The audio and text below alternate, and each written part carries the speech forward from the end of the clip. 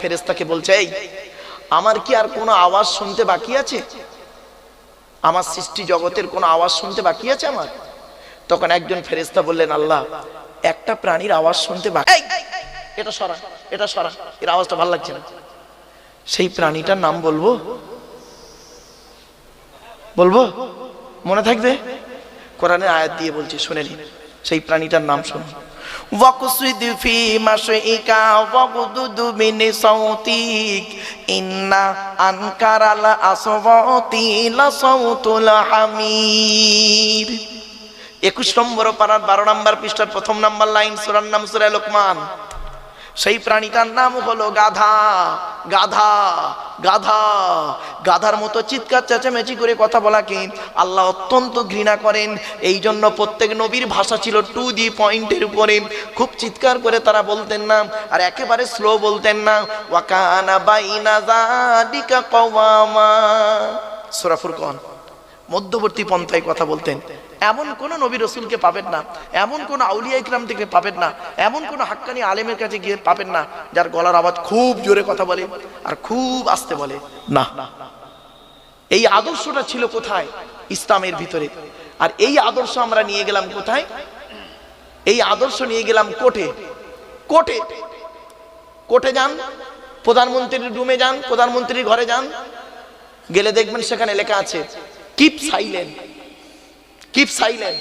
মুখ্যমন্ত্রীর ঘরে যান, রাজ্যপালের ঘরে যান, রাষ্ট্রপতির ঘরে যান, ভদ্রভাবে কথা বলতে হবে। মাই কামিং স্যার। জোরে কথা বললে ঘাট ধরে বের করে দেবে। যে আদর্শ থাকার কথা ছিল এইখানে, কোরআনের আদর্শ থাকার কথা ছিল এইখানে, সেটা চলে গেল ওইখানে।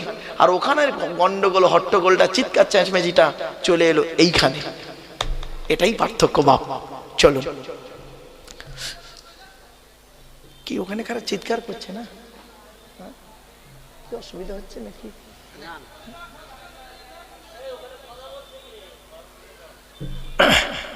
বাবা, কথা না বলে যদি আপনার ভালো না লাগে ভাই, আমি আপনাদের অনুরোধ করছি, আমার কথা শুনতে যদি আপনাদের ভালো না লাগে, আপনি মানে অন্য জায়গায় যেতে পারেন। যদি কোরআনের আয়াত, তো কোরআনের আয়াত শুনলে নাকি, পড়লে নাকি, বললে নাকি, হাদিস শুনলে নাকি, পড়লে নাকি, বললে নাকি। এজন্য আমি এতক্ষণ একটা বাজে কথা বলেছি বলে মনে হচ্ছে না বাপ। কোরআনের আয়াত এবং হাদিসের উপরেই দাঁড়িয়ে আছি। আপনারা কোরআনকে ভালোবাসুন, হাদিসকে ভালোবাসুন। চলুন, আল্লাহ পাক কি বলছেন আরেকটা দলিল দিচ্ছি।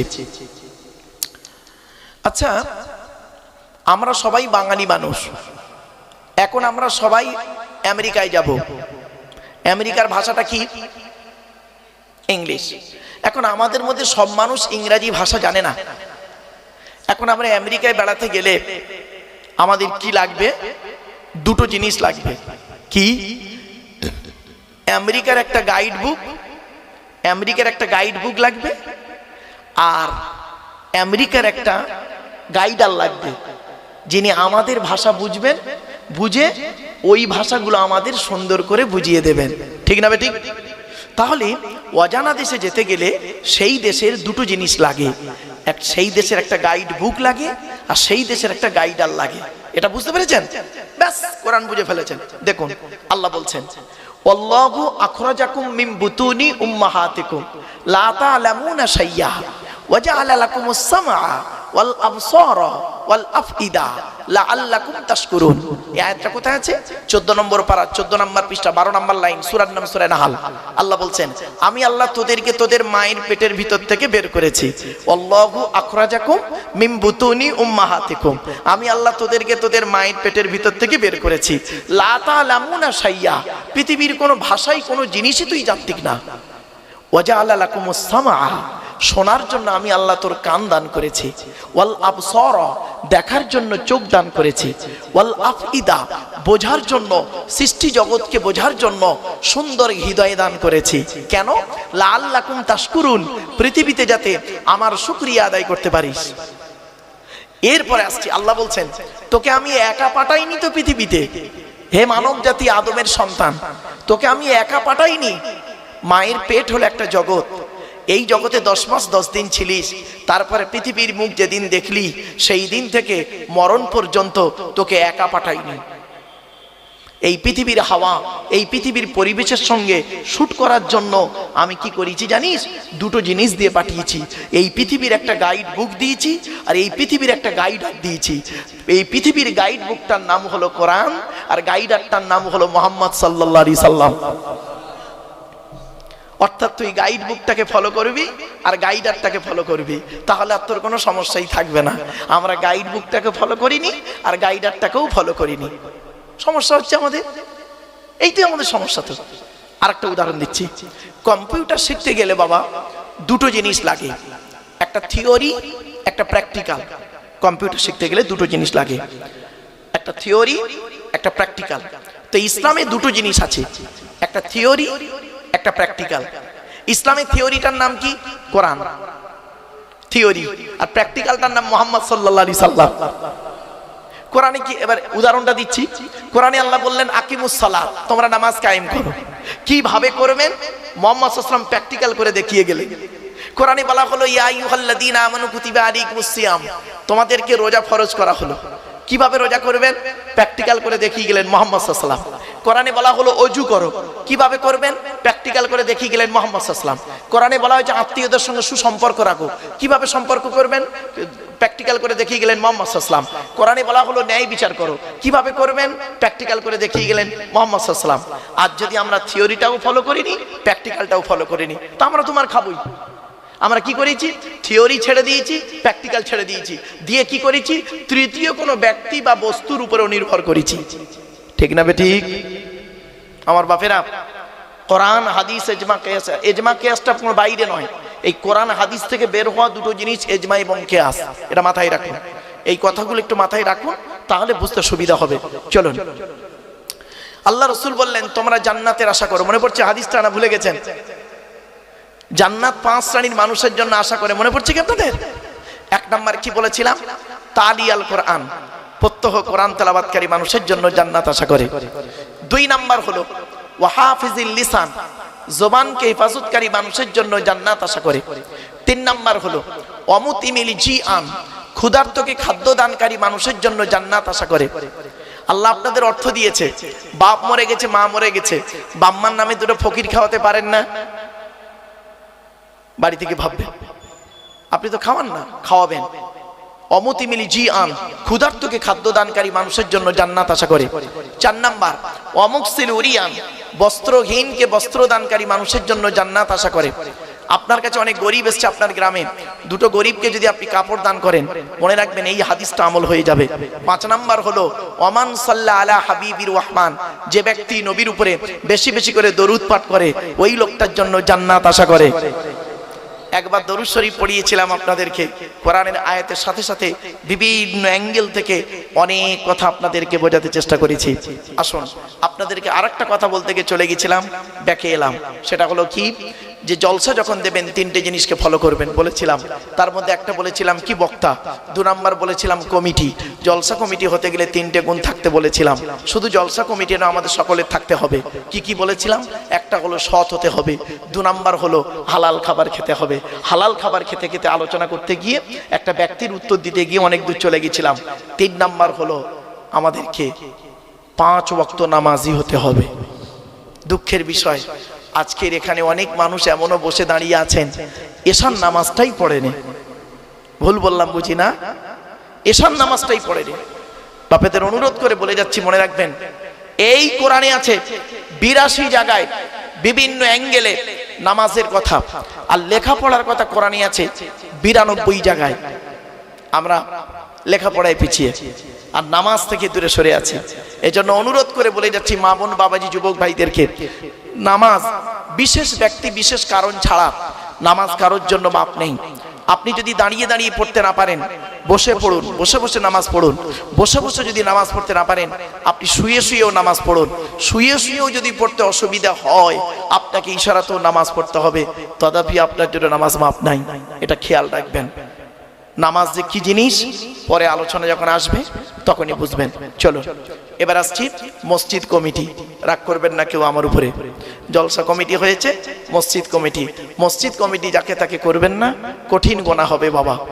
মসজিদ কমিটি হতে গেলে এই কোরআনে আল্লাহ বলেছেন 5টা গুণ থাকতে হবে। কটা কটা কটা? 5টা গুণ যার মধ্যে থাকবে ওই লোকটা মসজিদ কমিটি হওয়ার যোগ্য ব্যক্তি। আমি বলিনি, কোরআন বলছে। 10 নম্বর পারার একেবারে 8 নম্বর পৃষ্ঠার 9 নম্বর লাইনে সূরার নাম সূরা তাওবা 18 নম্বর আয়াতে আল্লাহ বলেন মসজিদের দায়িত্ব তারাই নেবে যাদের মধ্যে 5টা গুণ আছে। কি কি?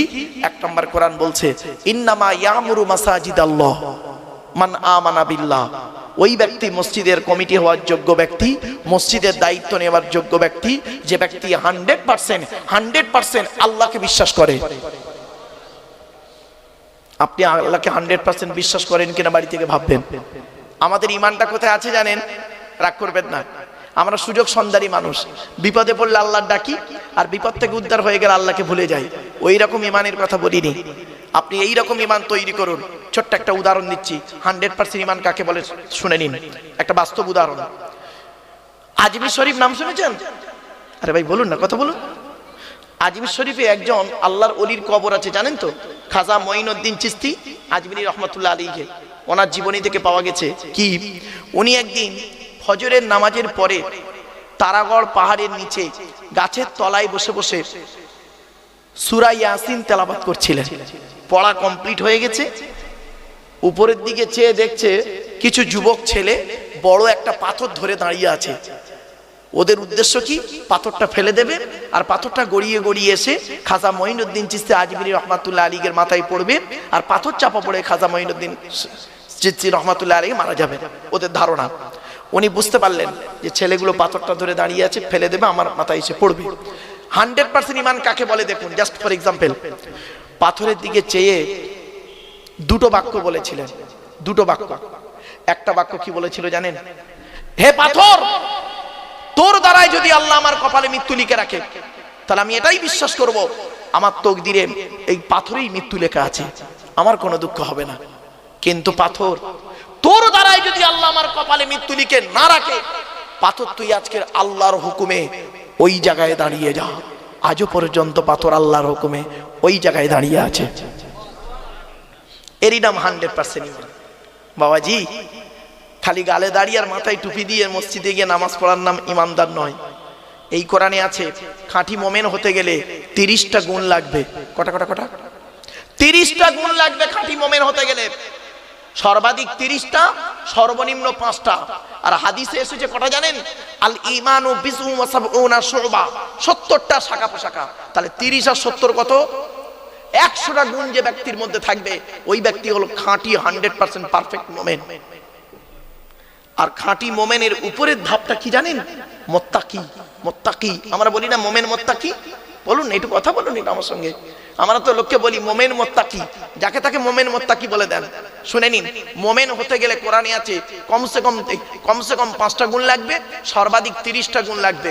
আর মোমেনের উপরের ধাপটা হলো মুত্তাকি। মুত্তাকি মুত্তাকি হতে গেলে ওই মোমেনের সঙ্গে, মোমেনের 30টার সঙ্গে এই কোরআনে আছে আরো 15টা লাগবে।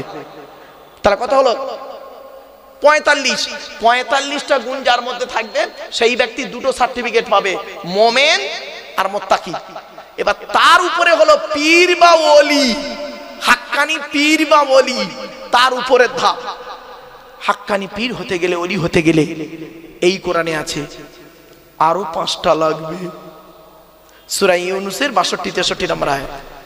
তাহলে 45 আর 5-এ 50টা গুণ যার থাকবে, সেই ব্যক্তি মোমেন, মুত্তাকি, পীর বা হাক্কানি পীর বা ওলি হতে পারবে।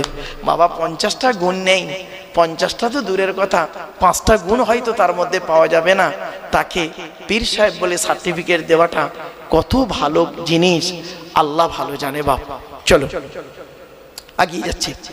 এবার আসছি 1 নাম্বার। আল্লাহ বললেন মসজিদের দায়িত্ব তারাই নেবে।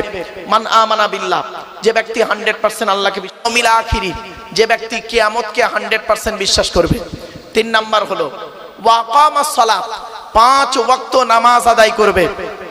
অনেক মসজিদ কমিটি এমন আছেন যারা 5 ওয়াক্ত নামাজ পড়ে না। এজন্য অনুরোধ করে বলে যাচ্ছি, মসজিদের দায়িত্ব যখন আপনি নিয়েছেন, আপনাকে 5 ওয়াক্ত নামাজি হতেই হবে। কোরআনের দলিল 4 নাম্বার হলো ওয়াআতাজ যাকাত, যদি আপনার উপরে যাকাত ফরজ হয় আপনাকে আদায় করতে হবে। আমরা কি করি জানেন, নামাজ পড়ি কিন্তু যাকাত দিই না। কোরআনে কিন্তু যেখানেই নামাজের কথা আছে বেশ কিছু জায়গায় নামাজের পরেই আকিমুস সালাত ওয়া আতুজ যাকাত, যাকাতের কথা আছে, কিন্তু আমরা নামাজ পড়ি যাকাত দিই না। এজন্য যাকাতের গুরুত্ব খুব বেশি আছে বাপ। চলো 5 নাম্বার হলো ওয়ালাম ইয়াখশা ইল্লাল্লাহ, আল্লাহ ছাড়া কাউকে ভয় করবে না, আল্লাহ ছাড়া কাউকে ভয় করবে না। এই 5টা গুণ যার মধ্যে থাকবে সেই ব্যক্তি মসজিদের দায়িত্ব নেওয়ার যোগ্য ব্যক্তি। অনুরোধ করে বলে গেলাম। এবার আসছি মসজিদ আল্লাহর ঘর, আল্লাহর ঘর তৈরি মানে কমিটি করবে কে, আল্লাহর ঘরের দায়িত্ব নেবে কে, কারা কারা নেবে তাদের কথা বলে দিলাম। এবারে আসছি মসজিদে যিনি নামাজ পড়ান তাকে আপনারা কি বলেন, ইমাম সাহেব। আমি আপনাদেরকে অনুরোধ করছি মসজিদে নামাজ যদি আল্লাহর দরবারে কবুল করাতে চান প্রত্যেক মসজিদের বর্তমান সময়ের দিকে লক্ষ্য রেখে ইমাম সাহেবদের মাইনে বেশি করে দেবেন, ইমাম সাহেবদের মাইনে বেশি করে দেবেন। যে মসজিদে ইমামের মাইনে কম ওই মসজিদের মুসল্লিদের নামাজ আল্লাহর দরবারে কবুল হওয়া খুবই মুশকিল আছে। আরেকটা কথা বলে যাচ্ছি, মনে রাখবেন মানা না মানা আপনার ব্যাপার। কিয়ামতের মাঠে আল্লাহ আমাকে যখন জিজ্ঞাসা করবে আব্দুল্লাহিল মারুফ কথাগুলো বলেছিলিস, এই দুনিয়ার রেকর্ড তো রয়েছে আর আমার 2 কাঁধে 2 ফেরেশতা সিসি ক্যামেরা রয়েছে কিরামান কাতিবিন, এই 2 ফেরেশতাই রইল সাক্ষী। শুনে রেখে দিন, যে এলাকার মসজিদের ইমাম সাহেব হকের উপরে, না হকের উপরে নয়, হকের উপরে যদি ইমাম সাহেবের চোখের পানি পড়ে ওই এলাকায় আল্লাহর গজব নাজিল হবে। অনুরোধ করে বলে যাচ্ছি। এজন্য আমি আব্দুল্লাহিল মারুফ আপনাদের এখানে এসেছি, আপনারা আমাকে ডেকে এনেছেন, আমি 2-3 ঘন্টার বন্ধু, কিন্তু আপনি জানবেন আপনাদের মসজিদের ইমাম সাহেব হচ্ছে 365 দিনের সুখ এবং দুঃখের বন্ধু। ঠিক না ঠিক? সুখ এবং দুঃখের বন্ধু। তাহলে গুরুত্বটা কোথায় দেবেন একটু বাড়ি থেকে ভাববেন। চলুন এগিয়ে যাচ্ছি। এরপরে আসছি যারা যে মসজিদে আজান দেয় ওকে কি বলে, মুয়াজ্জিন। পশ্চিম বাংলার কথা বলছি, পশ্চিম বাংলায় অনেক মসজিদের মুয়াজ্জিনের আজান ভুল, অনেক মসজিদের মুয়াজ্জিনের আজান ভুল। এজন্য মুয়াজ্জিনদেরকে বলছি বারে বারে, আপনি হয় মুয়াজ্জিনগিরি করা ছেড়ে দিন আর নইলে ইমাম সাহেবের কাছে বসে আজানটাকে শুদ্ধ করে নিন, ভুলকে সংশোধন করে নিন। আফসোস, ও মুয়াজ্জিনগিরি ছাড়বেও না আর ভুল করেও যাবে, মানে শুদ্ধও করবে না। এটা খুব খারাপ জিনিস। ইসলাম এসেছে কি, ভুলকে সংশোধন করে অন্ধকার থেকে আলোর পথে আনার জন্যই ইসলাম এসেছে। এ কোরআন এসেছে কেন? আল্লাহ পাক কোরআনে বললেন কিতাবুন আনজালনাহু ইলাইকা লিতুখরিজান নাসা মিনাজ যুলুমাতি ইলান নূর। আল্লাহ পাক বলছেন সূরা ইব্রাহিমের মধ্যে আল্লাহ বললেন কি, নবী তোমার উপরে আমি এই কোরআন অবতীর্ণ করেছি, কি এই কোরআনের মাধ্যমে তুমি কি করবে, যে সমস্ত মানুষরা অন্ধকারের মধ্যে পড়ে আছে ওদেরকে টেনে টেনে বের করে আলোর দিকে নিয়ে আসবে। এই জন্যই কোরআন নাজিল হয়েছে। কোরআন নাজিল হয়েছে কেন? হুদাল্লিন নাস, মানুষের হেদায়েতের জন্য। অবায়্যিনাতিম মিনাল হুদা ওয়াল ফুরকান, ন্যায় অন্যায়কে পৃথক করার জন্য কোরআন নাজিল হয়েছে। ভুলকে সংশোধন করার জন্য কোরআন নাজিল হয়েছে। আর ভুলটা কিভাবে প্র্যাকটিক্যাল ভাবে সংশোধন করাবেন তার জন্য মুহাম্মদ সাল্লাল্লাহু আলাইহি ওয়াসাল্লামকে আল্লাহ পাক পাঠিয়ে দিয়েছেন। জোরে বলে, আমরা এগুলোকে একদম ফলো করিনি, যার জন্য আমাদের উপরে সমস্যা এসে গেছে। আল্লাহ রাসূল পৃথিবী ছাড়ার আগে বলেছিলেন তারাকতু ফীকুম আমরাইনি লাম তাদিল্লু মা তামাসসাকতুম বিহিমা কিতাবাল্লাহ ওয়া সুন্নাত রাসূলিহি। আমি মুহাম্মদ সাল্লাল্লাহু আলাইহি ওয়াসাল্লাম তোদের ছেড়ে চলে যাচ্ছি, যাবার সময় 2টো জিনিস রেখে যাচ্ছি। এক হলো কোরআন, যে কোরআন আমার উপরে নাজিল হয়েছে, আর 2 হলো সুন্নাহ হাদিসগুলো রেখে গেলাম। যতদিন পর্যন্ত কোরআন হাদিসটাকে আঁকড়ে ধরে থাকবি বান্দা, ততদিন তোদের গায়ের লোম কেউ টলাতে পারবে না। আমরা কোরআনটাকেও ফলো করিনি, হাদিসকেও ফলো করিনি, আর সেই মোতাবেক জীবনযাপন করিনি, তাই আমাদের উপরে বিপদ আপদ মুসিবত তো আসবেই। আল্লাহ পাক কোরআনে বলে দিয়েছেন সূরা মুহাম্মাদের মধ্যে আল্লাহ পাক বলছেন কি, ইয়া আইয়ুহাল্লাযীনা আমানু, হে ঈমানদার বান্দাগণ, আতিউল্লাহ ওয়া আতিউর রাসূল ওয়া লা তুবতিলু আমালাকুম। আল্লাহ পাক বললেন সূরা মুহাম্মাদের ভিতরে আল্লাহ পাক বললেন ইয়া আইয়ুহাল্লাযীনা আমানু, হে ঈমানদার বান্দাগণ, আতিউল্লাহ ওয়া আতিউর রাসূল, তোমরা আল্লাহকে অনুসরণ করো, রাসূলকে অনুসরণ করো। ওয়ালা তুবতিলু আমালাকুম, তাহলে আল্লাহ পাক তোমাদের আমলগুলো বরবাদ করে দেবে না। আজকের আল্লাহর পাঠানো কিতাবকে যদি আমরা ফলো করি আমাদের সমস্যাই থাকবে না। চলুন আজকের সেই আল্লাহর কোরআনের পরিচয় দিতে গিয়ে আজ আপনাদের কাছে টুকটুক করে একটা করে কথা বলে যাচ্ছি। কোরআন আল্লাহ, মসজিদ আল্লাহর ঘর, সে সম্পর্কে সংক্ষেপে আপনাদেরকে বুঝিয়ে দিয়েছি। এবার আসছি যিনি আমাদের সৃষ্টিকর্তা, তিনি আল্লাহ। আল্লাহর পরিচয় হলো চারটে। এক নম্বর আল্লাহ নিজেই বলছেন, কুল, নবী তুমি বলো, হুয়াল্লাহু আহাদ, সে আল্লাহ হলেন একক। দুই নাম্বার আল্লাহুস সামাদ, আল্লাহ হলেন অমুখপেক্ষী, আল্লাহ কারোর মুখপেক্ষী নন, সারা পৃথিবী তার মুখপেক্ষী। তিন নাম্বার লাম ইয়ালিদ ওয়া লাম ইউলাদ, আল্লাহ কাউকে জন্ম দেয়নি, আল্লাহ কেউ জন্ম দেয়নি। চার নাম্বার ওয়ালাম ইয়াকুল লাহু কুফুয়ান আহাদ, আল্লাহর সমকক্ষ কেউই নেই। এই হলো আল্লাহর চারটে পরিচয়। এরপরে আল্লাহ বলছেন, তো দেহের মধ্যে আমি চারটে জিনিস দিয়েছি গুরুত্বপূর্ণ, বাড়িতে গিয়ে চারটে জিনিসকে যত্ন করবেন। কি কি? এক নাম্বার ব্রেন, উল্টো পাল্টা বাজে মন্তব্য করে আর বাজে টেনশন করে ব্রেনটাকে নষ্ট করবেন না।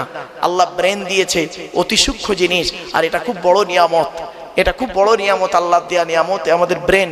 আল্লাহ বলে তোর ব্রেন দিয়েছি, ভালো চিন্তা ভাবনা করবি, সুচিন্তা ভাবনা করবি, আমার সৃষ্টি নিয়ে গবেষণা করবি, চিন্তা ভাবনা করবি। লোকের গোঁজা মেরে মেরে বেড়াস না।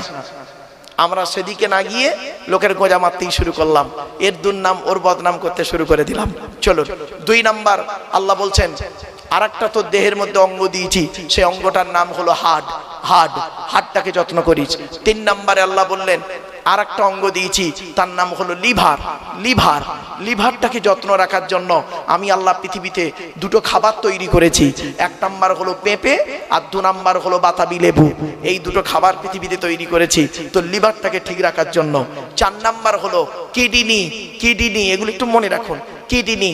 তো আমি আল্লাহ দুটো কিডনি তোকে দিয়েছি, একটা যদি কোনো মতে খারাপ হয়ে যায় আর একটা দিয়ে তুই কাজ চালিয়ে নিবি, আর যদি দুটোই খারাপ হয়ে যায় বাঁচার আশা ছেড়ে দিবি,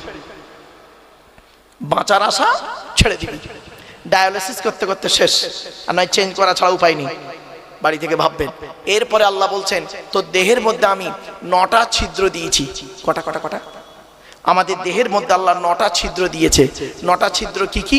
2 চোখ, 2 নাক, 2 কান, একটা গাল, সামনে পেছনে, এই হলো 9টা ছিদ্র। এই 9টা ছিদ্রের যে কোনো একটা ছিদ্রের মাধ্যমে ফেরেশতার দ্বারা আল্লাহ পাক আমাদের আত্মা বের করে নেয়। কত মানুষ মারা গেছে দেখবেন আপনাদের গ্রামে, কত মানুষ মারা গেছে দেখবেন, গিয়ে দেখবেন লোকটা মরে গেছে, পেশাব ফিরে ফেলেছে, বুঝে নেবেন আত্মাটা ওর পেশাবের রাস্তা দিয়ে বেরিয়ে গেছে। কোথায় আছেন আপনি? কত মানুষ মারা গেছে দেখবেন পায়খানা ফিরে ফেলেছে, বুঝে নেবেন আত্মাটা ওর পায়খানা রাস্তা দিয়ে বেরিয়ে গেছে। কত নারী পুরুষ মারা গেছে দেখবেন, লোকটা মরে গেছে, চোখটা চেয়ে আছে, লোকটা মরে গেছে, গালটা হাঁ করে আছে, লোকটা মরে গেছে, ঘাটটা বেঁকে আছে, হাতটা খিঁচে আছে। আবার দেখবেন লোকটা মরে গেছে, দেখলে মনে হবে লোকটা ঘুমিয়ে আছে। কিভাবে মরতে চান? ঈমান নিয়ে যদি কবরে যেতে চান, দয়া করে কোরআন হাদিসের কথাগুলো শুনে, ইজমা কিয়াসের কথাগুলো শুনে আমল করে বাড়ি যান। চলুন বাপেরা, এরপরে আল্লাহ বলছেন, তো দেহের মধ্যে আমি 3টে জিনিস দিয়েছি আলাদা। এক নাম্বার কি? ব্লাড গ্রুপ আলাদা। এজন্য আপনাদেরকে বলি, হিন্দু মুসলিম ঝগড়া মারামারি না করে একে অপরের সঙ্গে মিলেমিশে থাকবেন। দুনিয়াতে চলতে গেলে একে অপরের মুআশরাত মুআমালাত, একে অপরের প্রতি ভালো সম্মান শ্রদ্ধা রাখবেন, একে অপরের বিপদে ঝাঁপিয়ে পড়বেন। কিসের হিন্দু কিসের মুসলিম মারামারি করেন? আপনারা কি জানেন হিন্দুদের রক্তের ভিতরে মুসলমানদের রক্ত আছে, আর মুসলমানদের রক্তের ভিতরে হিন্দুদের রক্ত ঢুকে আছে। আপনাদের এলাকায় ব্লাড ডোনেশন ক্যাম্প হয়, রক্তদান শিবির হয়, তা ব্লাড যখন নেওয়া হয় তখন বলা হয় নাকি, এই ও হিন্দু ওর রক্ত আলাদা কর, ও মুসলিম ওর রক্ত আলাদা কর, বলে নাকি? আরে ব্লাডের মধ্যে কাস্টের কোনো ডিভাইডেড থাকে না, ব্লাডের মধ্যে কালারের কোনো ডিভাইডেড থাকে না, ব্লাডের মধ্যে জেন্ডারের কোনো ডিভাইডেড থাকে না, ব্লাডের মধ্যে গ্রুপের ডিভাইডেড করা হয়। ব্লাডের 4টে গ্রুপ, এ বি আর ও, প্রত্যেকটার -+। এখানে অনেক মানুষ বসে আছে, দাঁড়িয়ে আছে, ও নিজের ব্লাড গ্রুপ কি ও নিজেও জানে না। আফসোস, দুঃখ লাগে। আর মুসলমানরা তো এদিকেই পিছিয়ে। মুসলমান লেখাপড়ায়, শিক্ষা দীক্ষা, চিন্তা ভাবনা, গবেষণায় পিছিয়ে। ছোট্ট একটা উদাহরণ দিচ্ছি, রেগে যাবেন না কেউ। আচ্ছা, বর্তমান পৃথিবীতে ইহুদিদের সংখ্যা বেশি না মুসলমানদের সংখ্যা বেশি? বলুন না, একটু কথা বলুন। ইহুদিদের সংখ্যা বেশি না মুসলমানদের সংখ্যা বেশি? মুসলিমদের সংখ্যা বেশি। এক কোরআন, এক মুহাম্মদ সাল্লাল্লাহু আলাইহি ওয়াসাল্লাম থেকে 200 কোটি এখন মুসলমান, ঠিক না ঠিক? ইহুদিদের সংখ্যা খুব কম, খুব কম ইহুদিরা। তো ইহুদিদের সংখ্যা যদি কম হয়, মুসলমানদের সংখ্যা যদি বেশি হয়, যুক্তি কি বলে? বর্তমানে মার খাচ্ছে কারা? মুসলমানরা বেশি না ইহুদিরা বেশি? কেন? এদের সংখ্যা তো 200 কোটি, এরা মার খাচ্ছে কেন? কারণ হচ্ছে কি জানেন? শোনেন, কুল হুয়াল, কোরআনে আছে, কুল হুয়াল কাদিরু আলা আন ইয়াবাসা আলাইকুম আযাবাম মিন ফাওকিকুম আও মিন তাহতি আরজুলিকুম আও ইয়ালবিসাকুম শিয়াআ ওয়া ইউযীকা বা'দাকুম বা'সা বা'দ। কোরআনের দলিল বাবা, আমার কথা নয়। সূরা আনামের মধ্যে আল্লাহ বলছেন, নবী তুমি বলে দাও আমার আযাব হলো 3 ধরনের। কয় ধরনের? কয় ধরনের? আমার আযাব 3 ধরনের। এক নাম্বার হলো মাথার উপর থেকে আযাব আসবে, শাস্তি। 2 নাম্বার হলো পায়ের তলা থেকে শাস্তি, আযাব আসবে, মানে ভূমিকম্প টুমিকম্প ইত্যাদি। আর 2 নাম্বার হলো পৃথিবীর উপরে আযাব, শাস্তি। এই আয়াতের পিছনে একটা হাদিস আছে। আল্লাহর নবী মুহাম্মদ সাল্লাল্লাহু আলাইহি ওয়াসাল্লাম আল্লাহর কাছে 3টে দোয়া চেয়েছিলেন, তার মধ্যে 2টো কবুল হয়েছে, একটা কবুল হয়নি। কি দোয়া চেয়েছিলেন? আল্লাহর নবী মুহাম্মদ সাল্লাল্লাহু আলাইহি ওয়াসাল্লাম আল্লাহকে বললেন, আল্লাহ আমি আপনার কাছে এই দোয়াগুলো চাইছি। কি নবী কি চাইছেন আপনি বলুন। তখন আল্লাহ রাসূল বললেন, আল্লাহ আমার উম্মতদেরকে আপনি দয়া করে না খাইয়ে মেরে ফেলবেন না, ক্ষুধা দিয়ে মারবেন না। আল্লাহ বললেন, নবী এ দোয়া কবুল হয়ে গেল, আপনার উম্মতদেরকে আমি না খাইয়ে মারবো না, ওরা খেয়েই ওরা মরবে, চিন্তার কোনো কারণ নেই। তো উম্মতে মুহাম্মাদিয়া এত খাওয়া খাচ্ছে, কোলেস্টেরল বেড়ে যাচ্ছে, সুগার খেতে খেতে সুগার হয়ে যাচ্ছে, আবার এত খাওয়া খাচ্ছে ভুঁড়ি বেড়ে যাচ্ছে, অসুবিধে নেই, যাক। 2 নাম্বার নবীজি দোয়া চাইলেন কি? যে আল্লাহ আমার উম্মতদেরকে আপনি ওই ফেরাউনের সঙ্গীদের সাথে, যেমন সঙ্গীরা যেমন মরে গিয়েছিল পানিতে ডুবে, ওই রকম ভাবে আপনি মারবেন না আমার উম্মতদেরকে। আল্লাহ বললেন, নবী এ দোয়া কবুল হয়ে গেল, যান আপনার উম্মতদেরকে আমি পানিতে ডুবিয়ে মারবো না। আল্লাহ ওয়াদা করলেন, আপনার উম্মতদেরকে আমি পানিতে ডুবিয়ে মারবো না। যদি 2-1টা কোনো কারণে মরে যায়, তাহলে শহীদের মর্যাদা সে পেয়ে যাবে। চলে বলে হয়ে গেল। 3 নাম্বার দোয়াটা চেয়েছিলেন কি জানেন? এইটা কবুল হয়নি। সেটা বলেছিলেন, আল্লাহ আমার উম্মতরা যেন নিজেদের মধ্যে মারামারি করে না মরি। আল্লাহ বললেন, নবী এটা আর কবুল হলো না। বড় দুঃখ লাগে কি জানেন? এই কোরআন পাঠালো আল্লাহ কোরআনে বললেন, ওয়াতাসিমু বিহাবলিল্লাহি জামিয়াম ওয়া লা তাফাররাকু। তোমরা আল্লাহর রশিকে মজবুত করে ধরো, আল্লাহর কোরআন নবীকে অনুসরণ করে মজবুত করে ধরো, নিজেদের মধ্যে মারামারি ঝগড়া করিও না। আর আমরা কি করলাম জানেন? এই কোরআনকে নিয়ে সারা পৃথিবী গবেষণা করলো। America, London, France, Britain, Japan, Jordan, জার্মানির ঠান্ডা করে বসে বসে কোরআন কিনে গবেষণা করলো। কারা করলো? Humphry Davy, Michael Faraday, Einstein, Isaac Newton, doctor Maurice Bucaille, mister Cook, mister Jabiri, mister Campbell, Raja Rammohan Roy, Ishwarchandra Vidyasagar, Rabindranath Tagore, Acharya Jagadish Chandra Bose, Francis Drake, Williams Keith Moore, Williams Harvey, Thomas, George Bernard, এরা কোরআন কিনে গবেষণা করলো। আর আমরা কিছু মৌলবি, সকলে নয়, ভুল হবে বলা, আমরা কিছু মৌলবি কি করলাম? এই কোরআনটাকে নিয়ে তেল পড়া, পানি পড়া, ওয়াজ করা, খতম পড়া, তাবিজ মরা, ঘর বন্ধ করা, আর নিজেদের মধ্যে মারামারি করা। কিরকম মারামারি? গোল টুপি, লম্বা টুপি, চেরা জামা, ফাড়া জামা, তবলিগ, ফুরফুরা, বেরেলি, ওয়াহাবি, জামাত ইসলামী, আহলে হাদিস, বুকে হাত বাঁধা, নাভির নিচে হাত বাঁধা, জোরে আমিন বলা, আস্তে আমিন বলা, 20 রাকাত তারাবি, 8 রাকাত তারাবি, 1 রাকাত বেতের, 3 রাকাত বেতের, কিয়াম করা না করা, মোনাজাত করা না করা, জানাজার পরে দোয়া করা না করা। এ ওর বলে কাফের, ওর বলে কাফের, ঠিক না ঠিক? আমার বাপেরা অনুরোধ করে বলে যাচ্ছে, এইগুলো থেকে একটু সরে এসে আল্লাহর কোরআন মোতাবেক, রাসূলুল্লাহ সুন্নাহ মোতাবেক একটু জীবনযাপন করি চলুন। ওই সমস্যাযুক্ত জিনিসে থেকে একটু এড়িয়ে থাকবেন। এজন্য আপনি আমার বক্তব্যতে আপনি কোনোদিন পাবেন না। আমি এখানে বসে বসে বলছিলাম যে আমি এই বিতর্কিত আলোচনাগুলো কেন রাখি না স্টেজে, জানেন কেন রাখি না? আমি কি রাখতে পারি না? সব পারি গো বাপ, আল্লাহ আমার ক্ষমতা দিয়েছে, কিন্তু আমি রাখি না। কেন জানেন? সামান্য টুপি নিয়ে মারামারি করে কি করব? আরে ইসলামে আছে মাথায় কিছু দিয়ে নামাজ পড়। আমরা কি করলাম? ইসলাম বলছে দেখ না ও মাথায় কিছু দিয়েছে কিনা দেখতো। আমরা দেখলাম কি দিয়ে নামাজ পড়ছে, সেইটার উপরে ফতোয়া মারলাম। ও টুপিটা গোল লম্বা উঁচু পাঁচকলি রুমাল হয়ে গেল। ইসলাম বলছে 70 ঢাকা ফরজ, কোরআন বলছে 70 ঢাকা কি? বলুন না, এটা কথা বলুন। 70 ঢাকা লজ্জাস্থান ঢাকা কি? ফরজ। ইসলাম বলছে 70টা ঢেকেছে কিনা দেখতো, ও লজ্জাস্থান দেখা যাচ্ছে কি দেখ, ঢেকেছে কি দেখ। আমরা কি করলাম জানেন? কি দিয়ে ঢেকেছে তার উপরে ফতোয়া মারলাম। ও লুঙ্গি পরে নামাজ পড়ছে, ওর নামাজ কবুল হয়ে গেছে। ও পায়জামা পরে নামাজ পড়ছে, ওর নামাজ জান্নাতে ঢুকে গেছে। আর ও প্যান্ট পরে নামাজ পড়েছে, ও কাফের বেঈমান মুশরিক হয়ে গেছে। ব্যাস হয়ে গেল। এই তো হয়েছে আমাদের অবস্থা। এজন্য আপনাদের আমি অনুরোধ করে বলে যাচ্ছি, চেষ্টা করুন আল্লাহর কোরআন নবীর সুন্নাহ মোতাবেক হাদিস মোতাবেক কথাগুলো আলোচনা করতে, শুনতে, বুঝতে, আমল করতে যেন আল্লাহ তৌফিক দান করে। বলুন আল্লাহুম্মা আমিন। এবার আসছি, আল্লাহ বলছেন তো দেহের মধ্যে 3টে জিনিস আলাদা। 1 নাম্বার কি? ব্লাড গ্রুপ আলাদা। 2 নাম্বার কি? শুনে নিন, চোখের রেটিনাটা আলাদা। চোখের রেটিনা এটা আলাদা, এক নাই কারো, কোরআনে দলিল। 3 নাম্বার হলো ফিঙ্গারপ্রিন্ট।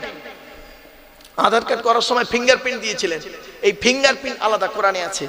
আয়াহসাবুল ইনসানু আল্লাহ নাজমা ইজওয়ামা বালা কাদিরিনা আলা আন নুসাউবিয়া বানানা। সূরা কিয়ামার মধ্যে আল্লাহ বলছেন, মানুষ কি মনে করেছে আমরা মরে গেলে পচে গেলে হাড় হয়ে যাব, পুড়ে ছাই হয়ে যাব, কিয়ামতের মাঠে আল্লাহ তুলতে পারবে না? এই পৃথিবীতে যেমন ওদের বুড়া আঙুলের ছাপ যেমন কারোর সঙ্গে যেমন কারোর কোনো মিল নেই, কিয়ামতের মাঠে কারোর সঙ্গে কারোর কোনো মিল পাবে না। জোরে বলুন সুবহানাল্লাহ। এই কোরআন কি নিয়ে গবেষণা করলো সারা বিশ্ব, আর আমরা সেই কোরআন থেকে পিছিয়ে পড়ে রইলাম। চলো আরো দুটো এগিয়ে যাচ্ছি। তাই আল্লাহ রাব্বুল আলামিন বলছেন, হে আব্দুল্লাহ কিল মারুফ, তুই এই উত্তর 24 পরগনার লোকেদের আমার কোরআনের বাণী কতটা শোনাবি, আমার নিয়ামতের কথা কি শোনাবি রে ওদের?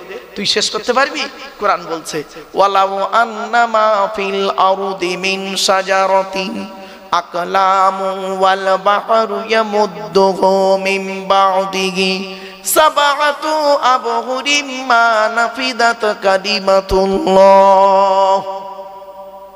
21 নম্বর পারার 12 নম্বর পৃষ্ঠা 13 নম্বর লাইন, সূরার নাম সূরা লোকমানের মধ্যে আল্লাহ পাক জানিয়ে দিলেন, পৃথিবীর সমস্ত বৃক্ষগুলোকে যদি কলম বানাস, সমুদ্রের পানি নিয়ে যদি কালি তৈরি করিস, আমার গুণগান যদি লিখতে শুরু করিস, লিখেও শেষ করতে পারবি না। অন্য আয়াতে আল্লাহ বললেন, ওয়া ইন তাউদ্দু নি'মাতাল্লাহি লা তুহসুহা। আল্লাহ পাক বললেন, পৃথিবীর নিয়ামতগুলোকে যদি তোরা গণনা করতে শুরু করিস, গুণেও শেষ করতে পারবি না। এজন্য আমার বাপেরা, এই পৃথিবীর নিয়ামতের ভিতর থেকে একটা শ্রেষ্ঠ নিয়ামত হলো আল্লাহ রসুলকে পাঠানো, আর আরেকটা নিয়ামত হলো কি? রসুলের উপরে কোরআন নাযিল করা। জোরে বলো।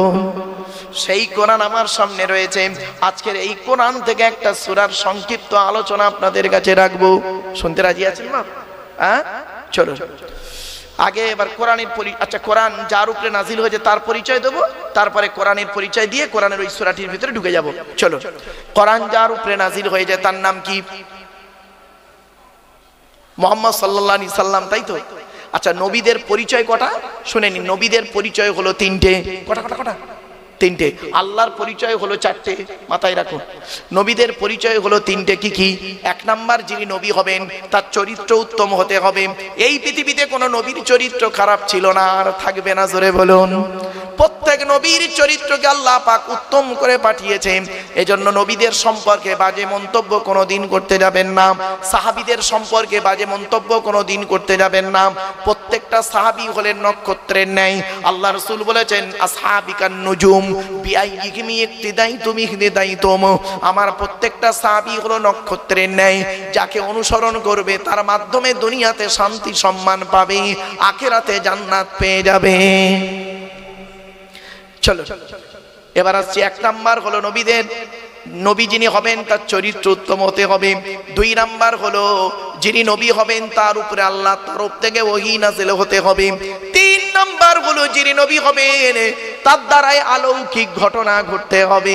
একটা হোক বা 50টা হোক, পৃথিবীতে যত নবী এসেছেন প্রত্যেক নবীর মাধ্যমে আল্লাহ পাক 1 থেকে 50টার ভিতরে মুজিজা দিয়েছেন। আমার নবী বিশ্ব নবী কুল কায়নাতের রাসূল রাহমাতুল লিল আলামিন মুহাম্মদ সাল্লাল্লাহু আলাইহি ওয়াসাল্লামের মাধ্যমে আল্লাহ পাক পৃথিবীতে 1000-এরও বেশি মুজিজা দিয়েছেন। সর্বশ্রেষ্ঠ হলো এই কোরআনুল কারীম নাযিল করা। কি ভাবলেন আপনি? এই কোরআন কি যাতা ভাবলেন? 1000-এরও বেশি মুজিজা, তার মধ্যে একটা বলবো? আমি বলবো, কি বলুন? এই দেখেন একটা ছোট্ট মুজিজা বলছি, মানে সংক্ষিপ্ত সময়ের মধ্যে। মুজিজা ছোট নয়, মানে ঘটনাটা ছোট্ট করে বলছি বোঝার জন্য। আল্লাহ রাসূল একদিন দাঁড়িয়ে আছেন, সঙ্গে কিছু সাহাবী রয়েছেন। আল্লাহর নবী দাঁড়িয়ে আছেন, সঙ্গে কিছু সাহাবী আছেন। একটা মৌমাছির দল উড়ে উড়ে যাচ্ছে। আল্লাহর নবী মৌমাছিদের দিকে লক্ষ্য করে বললেন, হে মৌমাছির দলেরা দাঁড়িয়ে যাও। সঙ্গে সঙ্গে মৌমাছির দলটা দাঁড়িয়ে গেলেন। যেই দাঁড়িয়ে গেল, আল্লাহ রাসূল বললেন, আমি তোমাদেরকে একটা প্রশ্ন করব, উত্তরটা আমাকে দিয়ে যাও। আল্লাহর নবী বললেন, ওরে মৌমাছির দল, পৃথিবীর জমিনে 1000 রকমের ফুল আর ফল থেকে খাবার সংগ্রহ করো। কোনোটা টক, কোনোটা মিষ্টি, কোনোটা তিতা।